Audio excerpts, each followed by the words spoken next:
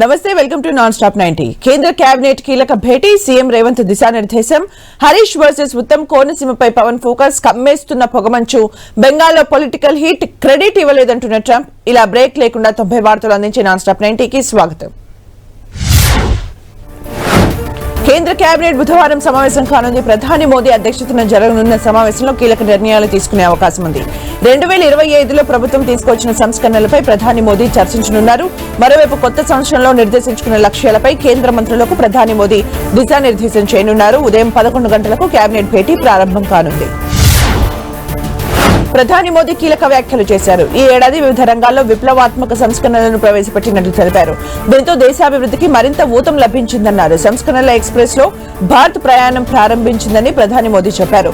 వికసిత భారత్ నిర్మాణానికి ఇవి దోహదపడతాయని చెప్పారు. జీఎస్టీ సంస్కరణలు, బీమా రంగంలో 100% ఎఫ్డీఐ, లేబర్ కోడ్లు, రామ్జీ బిల్లు గురించి ప్రస్తావించారు. ఆర్థిక రంగ నిపుణులు, మేధావులతో ప్రధాని మోదీ భేటీ అయ్యారు. ఫిబ్రవరి 1న కేంద్ర ప్రభుత్వం బడ్జెట్ ప్రవేశపెట్టనున్న తరుణంలో వారి అభిప్రాయాలు తెలుసుకున్నారు. ఈ భేటీకి నీతి ఆయోగ్ వైస్ చైర్మన్ సుమన్ బేరీ, నీతి ఆయోగ్ సీఈఓ బీవీఆర్ సుబ్రహ్మణ్యంతో పాటు కేంద్ర మంత్రి నిర్మలా సీతారామన్, ఇతర సభ్యులు హాజరయ్యారు. వారితో ప్రధాని మోదీ సుదీర్ఘంగా చర్చించారు. కొత్త జోనల్ కమిషనర్లకు సీఎం రేవంత్ రెడ్డి దిశానిర్దేశం చేశారు. హైదరాబాద్ లో అత్యంత సంక్లిష్ట సమస్య చెత్త నిర్వహణ అన్నారు. కోర్ అర్బన్ రీజియన్ ప్రక్షాళన చేయాలని నిర్ణయించామని, జోనల్ కమిషనర్లు ప్రతిరోజు ఫీల్డ్ లో ఉండాలని సూచించారు. చెరువులు, నాలాలు కాపాడాలని అధికారుల్ని ఆదేశించిన సీఎం అందరూ స్మార్ట్ గవర్నెన్స్ కు మారాలన్నారు. అసెంబ్లీ సమావేశాలు అనుసరించాల్సిన వ్యూహాలపై నేతలకు బీఆర్ఎస్ అధినేత కేసీఆర్ దిశానిర్దేశం చేశారు. హైదరాబాద్ నందీనగర్ నివాసంలో కీలక సమావేశం నిర్వహించారు. ఇందులో కేటీఆర్, హరీష్ రావుతో పాటు ఇతర నేతలు పాల్గొన్నారు. అసెంబ్లీ వ్యూహాలతో పాటు ప్రస్తుత రాజకీయ పరిణామాలపైన చర్చించినట్టు తెలుస్తోంది. అసెంబ్లీలో ఫ్లోర్ లీడర్లను బీఆర్ఎస్ నియమించింది. బీఆర్ఎస్ శాసనసభాపక్ష ఉపనేతలుగా మాజీ మంత్రులు హరీష్ రావు, సబితా, తలసానిని నియమించారు. గులాబీబాస్ కేసీఆర్ బీఆర్ఎస్ శాసన మండలి పక్ష ఉపనేతలుగా ఎల్ రమణ, పోచంపల్లి శ్రీనివాస్ రెడ్డిని నియమిస్తూ నిర్ణయం తీసుకున్నారు. ఇక మండలిలో బీఆర్ఎస్ విప్ గా దేశపతి శ్రీనివాస్ కు అవకాశం కల్పించారు. కాంగ్రెస్ సర్కార్పై మాజీ మంత్రి హరీష్ రావు ఫైర్ అయ్యారు. సీఎం రేవంత్ రెడ్డి జలద్రోహానికి పాల్పడుతున్నారని ఆరోపించారు. నల్లమల సాగర్ నిర్మాణానికి సూత్రధారి చంద్రబాబు అయితే పాత్రధారి రేవంత్ అని విమర్శించారు. ఈ ప్రాజెక్టులో నీళ్ల తరలింపుకు ఏపీ సర్కార్ స్కెచ్ వేసిందని, ఈ విషయం కాంగ్రెస్ సర్కార్ కు అర్థం కాలేదన్నారు. రేవంత్ రెడ్డి నోరు పారేసుకోవడం తప్ప చేసిందేమీ లేదని విమర్శించారు. హరీష్ రావు విమర్శలకు మంత్రి ఉత్తమ్ కుమార్ రెడ్డి కౌంటర్ ఇచ్చారు. సాగునీటి అంశంపై హరీష్ రావు అబద్దాలు చెప్తున్నారని మండిపడ్డారు. పోలవరం బనకచెర్లకు వ్యతిరేకంగా ప్రభుత్వం పోరాడుతోందన్నారు. సుప్రీంకోర్టులో ప్రభుత్వం రిట్ పిటిషన్ దాఖలు చేసిందని చెప్పారు. జనవరి 5న పిటిషన్ విచారణకు వస్తుందన్నారు. మంత్రి ఉత్తమ్ అసత్య ప్రచారాలు మానుకోవాలని హితవు పలికారు. బీజేపీ జాతీయ అధ్యక్షుడు జేపీ నడ్డాతో తెలంగాణ బీజేపీ చీఫ్ భేటీ అయ్యారు. తెలంగాణలో ప్రస్తుత రాజకీయ పరిస్థితులను వివరించారు. పంచాయతీ ఎన్నికలకు సంబంధించి పూర్తిస్థాయి రిపోర్ట్ ఇచ్చారు. సర్పంచ్ ఎన్నికల్లో బీజేపీ మద్దతుదారుల గెలుపుతో పాటు అంతర్గత కుమ్ములాటలతో జరిగిన నష్టంపై నివేదిక అందించారు. మరోవైపు రాష్ట్రానికి యూరియా కొరత లేకుండా చూడాలని కేంద్ర మంత్రుల్ని కోరారు. అక్రిడేషన్, మీడియా కార్డులకు ఎలాంటి తేడా లేదని మంత్రి పొంగులేటి శ్రీనివాసరెడ్డి తెలిపారు. ప్రభుత్వ పరంగా వర్తించే ప్రతి ప్రయోజనం మీడియా కార్డుదారులకు వర్తిస్తుందని స్పష్టం చేశారు. ఈ విషయంలో డెస్క్ జర్నలిస్టులు ఎలాంటి అపోహలకు గురి కావద్దన్నారు. Desk journalist federation of Telangana ప్రతినిధులు సచివాలయంలో మంత్రిని కలిశారు. వివిధ అంశాలపై వారి సందేహాలను తీర్చారు పొంగులేటి. తెలంగాణలో శాంతి భద్రతలు అదుపులోనే ఉన్నాయని డీజీపీ శ్రీధర్ రెడ్డి తెలిపారు. గతేడాదితో పోలిస్తే క్రైమ్ రేట్ తగ్గిందన్నారు. తెలంగాణ ప్రభుత్వం నిర్వహించిన అన్ని కార్యక్రమాలను విజయవంతంగా నిర్వహించామన్నారు. Global summit, Messi tour, panchayat ఎన్నికలను పకడ్బందీగా పూర్తి చేశామని చెప్పారు. ఈ ఒక్క ఏడాది తెలంగాణలో 509 మంది మావోయిస్టులు లొంగిపోయారని వెల్లడించారు. ఫోన్ ట్యాపింగ్ పైన Telangana DGP Sridhar Reddy hot comment చేశారు. ఈ కేసులో ఎవరైనా వదిలిపెట్టబోనని తెలిపారు. అందరిపై కఠిన చర్యలు తీసుకుంటామని చెప్పారు. అయితే ఈ కేసు ప్రస్తుతం కోర్టు పరిధిలో ఉన్నందున దీనిపై ఎలాంటి వ్యాఖ్యలు చేయలేమని చెప్పారు. న్యూ ఇయర్ వేళ డ్రగ్స్ పై హైదరాబాద్ పోలీసులు ఈగల్ ఫోర్స్ స్పెషల్ ఫోకస్ పెట్టింది. బంజారాహిల్స్ లో డ్రగ్స్ వాడుతున్న హస్సా అనే మహిళను అరెస్ట్ చేశారు. నిందితురాల నుంచి ఎండీఎంఏ, ఎల్ఎస్డీ బ్లాట్స్ స్వాధీనం చేసుకున్నారు. 2024 డిసెంబర్లో గోవా వెళ్లిన నిందితురాలికి కళ్యాణి అనే డ్రగ్స్ పెడ్లర్తో పరిచయం ఏర్పడింది. ఆమె నుంచి డ్రగ్స్ కొంటూ కొందరితో కలిసి వినియోగించినట్టు గుర్తించారు. ఐబొమ్మ రవి కస్టడీ విచారణలో కీలక విషయాలు వెలుగు చూశాయి. 3 ఏళ్లలో రవి దాదాపు 13 కోట్లు సంపాదించినట్లు పోలీసులు గుర్తించారు. విలాసాలు, జల్సాలు, 5 స్టార్ హోటళ్లలో బస చేయడానికి 10 కోట్లు ఖర్చు చేసినట్లు చెప్పారు. రవి అకౌంట్లో ఉన్న మరో 3 కోట్ల నగదును అధికారులు ఇప్పటికే ఫ్రీజ్ చేశారు. అంతేకాదు స్నేహితుల నుంచి సర్టిఫికెట్లు చోరీ చేసినట్టు తేల్చారు. హైదరాబాద్ లో హైడ్రా దూకుడు కంటిన్యూ అవుతోంది. దుర్గం చెరువులో కబ్జాలను తొలగించారు. ఇనార్ బీచ్ మాల్ వైపు 5 ఎకరాల స్థలాన్ని కబ్జా చేసిన కొందరు ప్రైవేట్ వ్యక్తులు పార్కింగ్ ఏర్పాటు చేశారు. ప్రతి నెల 50 లక్షలు అద్దె వసూలు చేస్తున్నారు. దీనిపై ప్రజావాణిలో ఫిర్యాదులు రావడంతో హైడ్రా అలర్ట్ అయింది. కబ్జాలను తొలగించి ఫెన్సింగ్ ఏర్పాటు చేసింది. సంక్రాంతి పండుగ మేడారం జాతర వేళ టోల్ ట్యాక్స్ మినహాయింపు ఇవ్వాలని తెలంగాణ ప్రభుత్వం నిర్ణయించింది. దీనిపై కేంద్ర మంత్రి నితిన్ గడ్కరీకి మంత్రి కోమటిరెడ్డి వెంకటరెడ్డి లేఖ రాశారు. హైదరాబాద్ విజయవాడ జాతీయ రహదారిపై టోల్ ఫీజు లేకుండా రవాణాకు అనుమతి ఇవ్వాలని కోరారు. జనవరి 9 నుంచి 14 వరకు, తర్వాత జనవరి 16 నుంచి 18 వరకు ఫీజు లేకుండా ఉచిత ప్రయాణానికి అనుమతించాలని విజ్ఞప్తి చేశారు. సంక్రాంతికి ఊరు వెళ్లే వారికి దక్షిణ మధ్య రైల్వే మరో గుడ్ న్యూస్ చెప్పింది. ప్రయాణికుల రద్దీ దృష్ట్యా మరికొన్ని ప్రత్యేక రైళ్లను ప్రకటించారు.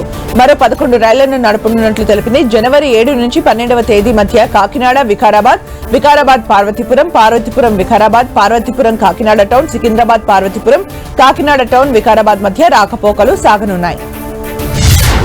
హైదరాబాద్ మెట్రో కీలక నిర్ణయం తీసుకుంది. న్యూ ఇయర్ వేళ మెట్రో సమయాన్ని పొడిగించింది. ఈ నెల 31 అర్ధరాత్రి 1 గంట వరకు మెట్రో రైలు సేవలు అందుబాటులో ఉంటాయని ప్రకటించింది. వేడుకలకు వెళ్లే వారి కోసం సమయం పొడిగిస్తున్నట్లు తెలిపారు. ప్రతి చివరి స్టేషన్లో 1 గంటకు చివరి రైలు బయలుదేరుతుందని పేర్కొంది. ఏపీలో కొత్త జిల్లాల ఏర్పాటుపై ప్రభుత్వం ఉత్తర్వులు జారీ చేసింది. కొత్తగా పోలవరం, మార్కాపురంతో పాటు రంపచోడవరం కేంద్రంగా పోలవరం జిల్లా ఏర్పాటు చేస్తూ ఉత్తర్వులు ఇచ్చింది. వివిధ రెవెన్యూ డివిజన్లలో మార్పులు, చేర్పులు జరిగాయి. కొత్త రెవెన్యూ డివిజన్ల ఏర్పాటుపై విడివిడిగా ఉత్తర్వులు జారీ అయ్యాయి. బుధవారం నుంచి కొత్త జిల్లాల ఏర్పాటు అమల్లోకి తీసుకురానున్నారు. అంబేద్కర్ కోనసీమ జిల్లాలోని శంకరగుప్తం మేజర్ డ్రైన్ ఆధునికీకరణ పనులకు సర్కార్ శ్రీకారం చుట్టింది. పనులకు AP deputy CM Pawan Kalyan virtual గా శంకుస్థాపన చేశారు. మంగళగిరిలోని క్యాంప్ కార్యాలయం నుంచి మంత్రి నిమ్మల రామానాయుడుతో కలిసి ప్రారంభించారు. కోనసీమ కొబ్బరి రైతులకు ఇచ్చిన మాట నిలబెట్టుకుంటూ 20,77,00,000 అంచనా వ్యయంతో అభివృద్ధి పనులకు శ్రీకారం చుట్టారు. విజయవాడ దుర్గగుడిలో కరెంటు సరఫరా నిలిపివేయడంపై మంత్రి గొట్టిపాటి రవికుమార్ మరోసారి స్పందించారు. దీన్ని కొందరు రాజకీయం చేయడం దురదృష్టకరమని తెలిపారు. కరెంటు నిలిచిపోవడంపై అదే రోజు అధికారులను మందలించినట్లు చెప్పారు. సమన్వయ లోపం వల్లే ఈ ఘటన జరిగిందని తెలిపారు. తప్పు చేసిన వారిపై చర్యలుంటాయని, భవిష్యత్తులో జరగకుండా చూస్తామన్నారు. మహిళా శిశు సంక్షేమ శాఖలో విప్లవాత్మక మార్పులు తెచ్చామని మంత్రి సంధ్యారాణి తెలిపారు. కొన్నింటిని ప్రధాన అంగన్వాడీలుగా మార్చామని చెప్పారు. అంగన్వాడీలకు సెల్ ఫోన్ సౌకర్యం కల్పించామని తెలిపారు. కూటమి ప్రభుత్వం ఇచ్చిన హామీలన్నింటినీ నిలబెట్టుకుంటుందని స్పష్టం చేశారు. తమ పాలన పట్ల ప్రజలు సంతోషంగా ఉన్నారని అన్నారు. నెల్లూరు ఇరిగేషన్ శాఖలో భారీగా అవినీతి జరుగుతోందని మాజీ మంత్రి కాకాని గోవర్ధన్ రెడ్డి ఆరోపించారు. ఉన్నతాధికారుల ఆదేశాలను పట్టించుకోవట్లేదని విమర్శించారు. 93 కోట్ల మొంతా తుఫాన్ నిధుల్ని కూడా దుర్వినియోగం చేశారని తెలిపారు. తక్షణమే ఇరిగేషన్ అవినీతిపై దృష్టి సారించి చర్యలు తీసుకోవాలని డిమాండ్ చేశారు కాకాని గోవర్ధన్ రెడ్డి. తిరుమల శ్రీవారి ఆలయంలో వైకుంఠ ద్వార దర్శనాలు కొనసాగుతున్నాయి. ఏకాదశి ఉత్సవాలు ఘనంగా నిర్వహిస్తున్నారు. స్వామివారిని దర్శించుకునేందుకు ప్రముఖులతో పాటు సామాన్య భక్తులు భారీగా తరలివస్తున్నారు. వారికి ఎలాంటి ఇబ్బందులు లేకుండా టీటీడీ అన్ని ఏర్పాట్లు చేసింది. తిరుమల శ్రీవారి నామస్మరణతో మార్మోగుతోంది. ఏపీలో గ్రూప్ 2 నియామకాలకు లైన్ క్లియర్ అయింది. గ్రూప్ 2 రిజర్వేషన్లపై దాఖలైన అన్ని పిటిషన్లను కొట్టివేస్తూ హైకోర్టు తీర్పిచ్చింది. రిజర్వేషన్ పాయింట్లను సవాల్ చేస్తూ పలువురు అభ్యర్థులు కోర్టును ఆశ్రయించారు. 2023లో ఇచ్చిన నోటిఫికేషన్ను రద్దు చేయాలని కోరారు. కొత్త నోటిఫికేషన్ ఇచ్చేలా ఆదేశించాలని విజ్ఞప్తి చేశారు. విచారణ జరిపిన న్యాయస్థానం ఆ పిటిషన్లను కొట్టేసింది. విజయవాడలో క్రైమ్ రేట్ భారీగా తగ్గిందని సిపి రాజశేఖర్ బాబు తెలిపారు. ఈ ఏడాది జిల్లా వ్యాప్తంగా 21% క్రైమ్ తగ్గించామని చెప్పారు. మొత్తం 9,503 కేసులు నమోదయ్యాయని వెల్లడించారు. సురక్ష ప్రాజెక్టుతో ఒకేసారి 1000 కెమెరాలు ఏర్పాటు చేశామన్నారు. ఎన్టీఆర్ జిల్లా వ్యాప్తంగా 10,000 సీసీ కెమెరాలు అమర్చినట్టు చెప్పారు. విజయవాడ చైల్డ్ ట్రాఫికింగ్ కేసులో కీలక విషయాలు వెలుగులోకి వస్తున్నాయి. పిల్లల అక్రమ రవాణాపై నిందితుల మధ్య వందల కాల్స్, సంభాషణలు జరిగినట్లు పోలీసులు గుర్తించారు. కాల్స్ తో పాటు వాట్సాప్ చాటింగ్ చేశారని తెలిపారు. పిల్లల్ని విజయవాడకు రప్పించేందుకు ఉత్తరాది ముఠాలతో డీల్ కుదుర్చుకున్నారని, 2 గ్యాంగ్లకు సంబంధాలున్నాయని తేల్చారు. విశాఖలో న్యూ ఇయర్ సెలబ్రేషన్స్ పై పోలీసులు హై అలర్ట్ ప్రకటించారు. వేడుకల పేరిట చట్టవిరుద్ధంగా ఎవరైనా వ్యవహరిస్తే కఠిన చర్యలు తప్పవని హెచ్చరించారు. డ్రగ్స్, గంజాయి వంటి ఆనవాళ్లు కనిపిస్తే పరిణామాలు తీవ్రంగా ఉంటాయని వార్నింగ్ ఇచ్చారు. Drunk and drive, rash driving, triple riding చేసి న్యూసెన్స్ చేస్తే కటకటాల్లోకి నెడతామన్నారు. ఉత్తరాది రాష్ట్రాల్లో చలి తీవ్రత పెరిగింది. దేశ రాజధాని ఢిల్లీ, పంజాబ్, హర్యానా, ఉత్తరప్రదేశ్ సహా పలు రాష్ట్రాలను దట్టమైన పొగ కమ్మేసింది. దీంతో విజిబిలిటీ దారుణంగా పడిపోయింది. ఢిల్లీలో పలు చోట్ల AQI 400కు పైగా నమోదైనట్లు అధికారులు తెలిపారు. మరికొన్ని రోజులు తీవ్రత కొనసాగే అవకాశం ఉందని, ప్రజలు అప్రమత్తంగా ఉండాలని సూచించారు. అటు ఢిల్లీలో దట్టమైన పొగమంచుతో జనజీవనం అస్తవ్యస్తమవుతోంది. విజిబిలిటీ పూర్తిగా పడిపోవడంతో 130కి పైగా విమానాలు రద్దయ్యాయి. పలు విమానాలు ఆలస్యంగా నడుస్తున్నాయి. దీంతో ప్రజలకు ఎయిర్పోర్ట్ అధికారులు ముందస్తు అడ్వైజరీ జారీ చేశారు. విమానాశ్రయానికి వచ్చే ముందు టైమింగ్స్ చూసుకోవాలని సూచించారు. ఆగ్రాలో తాజ్ మహల్ కనిపించడం లేదు. దట్టమైన పొగమంచు కమ్మేయడంతో తాజ్ మహల్ అందాలను పర్యాటకులు చూడలేకపోతున్నారు. పొగమంచు కారణంగా వ్యూ పాయింట్ నుంచి కనిపించడం లేదని తెలిపారు. దీంతో నిరాశతో వెలుగుదిరుగుతున్నారు. పొగమంచు కారణంగా హర్యానాలో రోడ్డు ప్రమాదం జరిగింది. బహల్గఢ్ సమీపంలో ఢిల్లీ సోనిపట్ రహదారిపై వాహనాలు ఢీకొన్నాయి. ప్రమాదంలో పలువురు గాయపడ్డారు. మరోవైపు వాహనాలు ఢీకొట్టడంతో భారీగా ట్రాఫిక్ జామ్ ఏర్పడింది. సమాచారం అందుకున్న అధికారులు హుటాహుటిన అక్కడికి చేరుకుని సహాయక చర్యలు చేపట్టారు. ట్రాఫిక్ ను క్లియర్ చేశారు. సోయా పంటను కొనుగోలు చేయాలని డిమాండ్ చేస్తూ ఆదిలాబాద్ మార్కెట్ యార్డ్ దగ్గర రైతులు ఆందోళన చేశారు. 3 రోజులుగా మార్కెట్లోనే ఎదురు చూసిన రైతులు రోడ్డుపై బైఠాయించి నిరసన తెలిపారు. దీంతో ఉద్రిక్త పరిస్థితి ఏర్పడింది. రోడ్డుపై నిరసనకు దిగడంతో భారీగా ట్రాఫిక్ జామ్ ఏర్పడింది. పంట రంగు మారిందని, అందుకే కొనుగోలు ఆపమని అధికారులు తెలిపారు. బాపట్ల జిల్లా పర్చూర్ మండలం నాగులపాలెం నుంచి శ్రీ వెంకటేశ్వర స్వామి మహా అన్నదాన కార్యక్రమానికి కూరగాయలు విరాళంగా పంపారు. ముక్కోటి ఏకాదశి పర్వదినాన్ని పురస్కరించుకుని పర్చూరు దివంగత జెడ్పీటీసీ భర్త 1,50,000 విలువైన కూరగాయలను విరాళంగా ఇచ్చారు. లారీలో వీటిని పంపించారు. స్వామివారి ఆశీస్సులతో ప్రజలు సుఖ సంతోషాలతో ఉండాలని ఆకాంక్షించారు. హైదరాబాద్ నాచారంలో ఎన్నికలు సమీపిస్తున్న వేళ పొలిటికల్ హీట్ పెరుగుతోంది. బెంగాల్లో పర్యటించిన కేంద్ర మంత్రి అమిత్ షా మమతా బెనర్జీ ప్రభుత్వంపై ఫైర్ అయ్యారు. ఎన్నికల ప్రయోజనం కోసం చొరబాట్లను ప్రోత్సహిస్తోందన్నారు. రాష్ట్ర ప్రభుత్వం అవసరమైన భూమిని ఇవ్వకపోవడంతో భారత్ బంగ్లాదేశ్ సరిహద్దుల్లో కేంద్రం కంచె వేయలేకపోతుందని ఆరోపించారు. పశ్చిమ బెంగాల్లో హింస, అవినీతి రాజ్యమేలుతున్నాయని కేంద్ర మంత్రి అమిత్ షా అన్నారు. మమతా బెనర్జీ అవినీతి వల్లే 15 ఏళ్లుగా బెంగాల్ అభివృద్ధి కుంటుపడిందని విమర్శించారు. కేంద్ర ప్రభుత్వం అందించే పథకాలు ఇక్కడి ప్రజలకు అందకుండా టీఎంసీ పార్టీ అడ్డుకుంటుందని ఆరోపించారు. ఆ పార్టీకి తగిన గుణపాఠం చెప్పాలంటే బీజేపీని గెలిపించాలని ప్రజల్ని కోరారు. కేంద్ర మంత్రి అమిత్ షాకు సీఎం మమతా బెనర్జీ కౌంటర్ ఇచ్చారు. ఉగ్రవాదులు బెంగాల్లో ఉంటే పహల్గాం, ఢిల్లీలో ఉగ్రదాడులు చేసింది ఎవరని ప్రశ్నించారు. ఎన్నికలు దగ్గర పడుతుండటంతో బెంగాల్లో ఉగ్రవాద నెట్వర్క్లు విస్తరిస్తున్నాయని ఆరోపించారు. పెట్రాపోల్, చగ్రబంధ సరిహద్దుల్లో కంచె వేసేందుకు భూమి ఇచ్చామని తెలిపారు. తమ స్థలాన్ని ఇవ్వడంతోనే అన్ని రైల్వే ప్రాజెక్టులు వచ్చాయన్నారు. సామాజిక మాధ్యమాలు, ఇతర ఆన్లైన్ వేదికలకు కేంద్ర ప్రభుత్వం కీలక ఆదేశాలు ఇచ్చింది. పిల్లలపై లైంగిక వేధింపులు, అసభ్యకర, అశ్లీల కంటెంట్ పై కఠినంగా వ్యవహరించాలని స్పష్టం చేసింది. లేదంటే చట్టపరంగా తీవ్ర పరిణామాలు ఎదుర్కోవాల్సి వస్తుందని హెచ్చరించింది. ఇందుకు సంబంధించి ఎలక్ట్రానిక్స్, ఐటీ మంత్రిత్వ శాఖ అడ్వైజరీ జారీ చేసింది. బెంగళూరులో ధ్రువ్ ఎన్జీ సేవలను కేంద్ర మంత్రి రామ్మోహన్ నాయుడు ప్రారంభించారు. హిందుస్థాన్ ఏరోనాటిక్స్ రూపొందించిన అత్యాధునిక సివిల్ హెలికాప్టర్ ను జెండా ఊపి ప్రారంభించారు. హెచ్ఏఎల్ వేదికగా టేకాఫ్ కార్యక్రమం జరగగా హాల్ ప్రతినిధులతో పాటు కేంద్ర మంత్రి రామ్మోహన్ నాయుడు పాల్గొన్నారు. కాంగ్రెస్ అగ్ర నాయకురాలు ప్రియాంక గాంధీ కుమారుడు రెహాన్ వాద్రా త్వరలో వివాహ బంధంలోకి అడుగు పెట్టనున్నారు. ప్రియురాలు అవిగా వేగ్తో రెహాన్ ఎంగేజ్మెంట్ జరిగింది. 2 రోజుల క్రితం వీరిద్దరూ దిగిన ఫోటోను అవివా తన ఇన్స్టా స్టోరీలో పంచుకున్నారు. తర్వాత అదే ఫోటోను హైలైట్ సెక్షన్ లో ఉంచారు. దీంతో వీరి ఎంగేజ్మెంట్ వార్తలకు మరింత బలం చేకూరింది. కర్ణాటకలో నాయకత్వ మార్పుపై రాష్ట్ర హోంమంత్రి జి పరమేశ్వర ఇంట్రెస్టింగ్ కామెంట్ చేశారు. అధిష్టానం ఏ నిర్ణయమైనా వచ్చే ఫిబ్రవరిలో జరిగే బడ్జెట్ సన్నాహాలకు ముందే తీసుకోవాలన్నారు. ముఖ్యమంత్రిని మార్చాలా వద్దా అనేది అధిష్టానమే నిర్ణయిస్తుందని తెలిపారు. కొందరు సీఎంగా పరమేశ్వరకు పగ్గాలు అప్పగించాలని డిమాండ్ చేసిన సందర్భంలో ఆయన వ్యాఖ్యలు ప్రాధాన్యత సంతరించుకున్నాయి. కర్ణాటకలో ఇళ్ల కూల్చివేత అంశంపై వివాదం ముదురుతోంది. ఆక్రమణదారులపై చట్ట ప్రకారమే ముందుకు వెళ్తామని డిప్యూటీ సీఎం డీకే శివకుమార్ తెలిపారు. ఒకవేళ ప్రజల దగ్గర నిజమైన ఓటరు కార్డులు, పత్రాలు ఉంటే వారికి పునరావాసం కల్పిస్తామని చెప్పారు. ప్రజల్ని ఎలా చూసుకోవాలో తమకు తెలుసని, దీన్ని రాజకీయం చేయడం సరికాదని వ్యాఖ్యానించారు. కర్ణాటక సర్కార్ మందుబాబులకు గుడ్ న్యూస్ చెప్పింది. కొత్త సంవత్సరం వేళ మద్యం విక్రయాల టైమింగ్స్ పై కీలక నిర్ణయం తీసుకుంది. డిసెంబర్ 31వ తేదీన ఉదయం 6 గంటల నుంచి మద్యం విక్రయాలకు ప్రత్యేక అనుమతి ఇచ్చింది. అయితే ఈ వెసులుబాటు ఒక్క రోజుకు మాత్రమే పరిమితమని స్పష్టం చేసింది. ఉదయం 6 గంటల నుంచి అర్ధరాత్రి 1 గంట వరకు మద్యం విక్రయించనున్నారు. రైల్వే శాఖ స్పెషల్ ఆఫర్ ప్రకటించింది.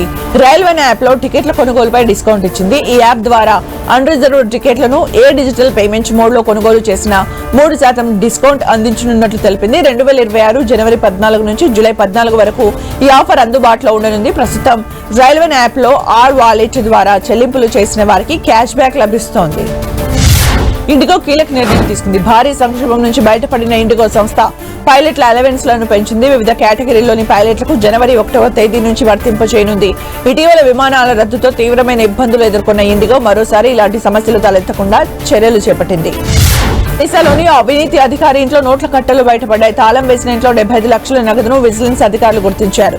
ఆదాయానికి మించి ఆస్తుల కేసులో కటక్ జిల్లా బరాంగ్ అదనపు తహసీల్దార్ జితేంద్ర కుమార్ పాండాకు సంబంధించిన ఇళ్లలో విజిలెన్స్ అధికారులు ఏకకాలంలో సోదాలు నిర్వహించారు. జితేంద్ర పేరుపై బిల్డింగ్లు, ఫ్లాట్లు ఉన్నట్టు గుర్తించారు. మధ్యప్రదేశ్లోని ఇండోర్లో కలుషిత నీరు కలకలం రేపింది. కలుషిత నీళ్లు తాగి దాదాపు 32 మంది హాస్పిటల్ పాలయ్యారు. వాంతులు, విరేచనాలతో బాధపడుతున్నట్లు వైద్యులు తెలిపారు. దీనిపై అలర్ట్ అయిన అధికారులు కాలనీలో మెడికల్ క్యాంపులు ఏర్పాటు చేశారు.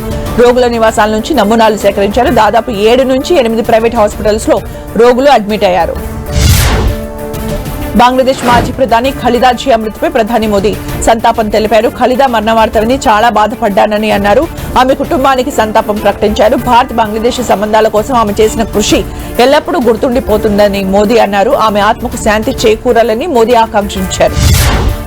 ఖలీదా అంత్యక్రియలకు భారత విదేశాంగ మంత్రి ఎస్ జైశంకర్ హాజరు కానున్నారు. బుధవారం నిర్వహించనున్న అంత్యక్రియల కోసం జైశంకర్ ఢాకాకు వెళ్లనున్నారు. బంగ్లా తాత్కాలిక ప్రభుత్వం ఏర్పడిన తర్వాత సంబంధాలు అంతంత మాత్రంగానే ఉన్నాయి. ఈ తరుణంలో జైశంకర్ పర్యటన కీలకం కానుంది. షాక్ తగలనుంది. జమ్మూ కాశ్మీర్ లోని కిష్ట్వార్ జిల్లాలో చినాబ్ నదిపై 260 మెగావాట్ల జల విద్యుత్ ప్రాజెక్టుకు భారత ఆమోదం తెలిపింది. ఇండస్ నది, దాని ఉపనదుల నీటి సామర్థ్యాన్ని పూర్తిగా వినియోగించాలన్న లక్ష్యానికి అనుగుణంగా ఈ నిర్ణయం తీసుకున్నారు. దీంతో పాక్కు గడ్డు కాలం మొదలవ్వనుంది.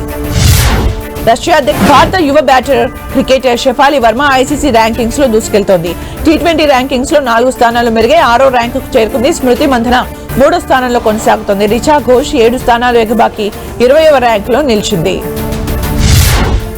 సల్మాన్ ఖాన్ ప్రధాన పాత్రలో నటిస్తున్న బ్యాచుల్ ఆఫ్ గల్వాన్ టీజర్ పై చైనా మీడియా అక్కసు వెళ్లగక్కింది. చైనాపై వ్యతిరేకతను రెచ్చగొట్టేందుకు చరిత్రను వక్రీకరిస్తున్నారంటూ నోరు పారేసుకుంది. భారత సినిమాపై తీవ్ర ఆరోపణలు చేసింది.